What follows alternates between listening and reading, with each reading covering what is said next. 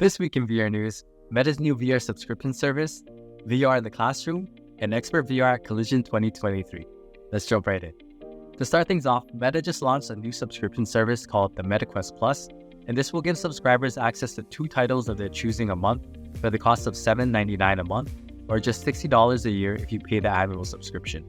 Now, this is great for gamers and saves you money if you don't want to pay the full prices for the games, but it also means you can't keep the games, so once you cancel your subscription, you won't be able to access them anymore.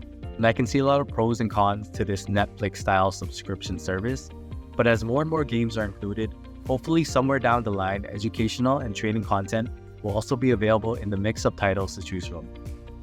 Next, we have Justin Kosek, a 6th grade teacher from Philadelphia who incorporated VR in his lessons about the water cycle.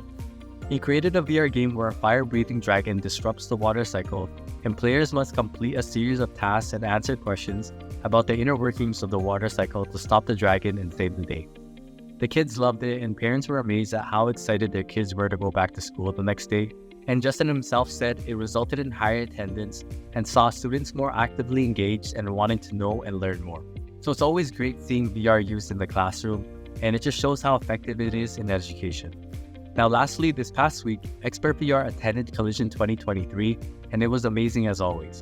Our team of experts, Drew, Evan, Dave, and Megan, all had a blast meeting and interacting with all of the amazing individuals who attended the event. On Thursday, we had our own booth, which was a huge hit with the audience, where we put them through our VR training simulations and our Jiffy Jam traffic direction game our team created for Game Jam. Special thank you to everyone who came by the booths to witness the future of training and education. There were so many great conversations and amazing connections our team made because of this. That's it for this week's VR recap. We'll see you guys again next week. Peace.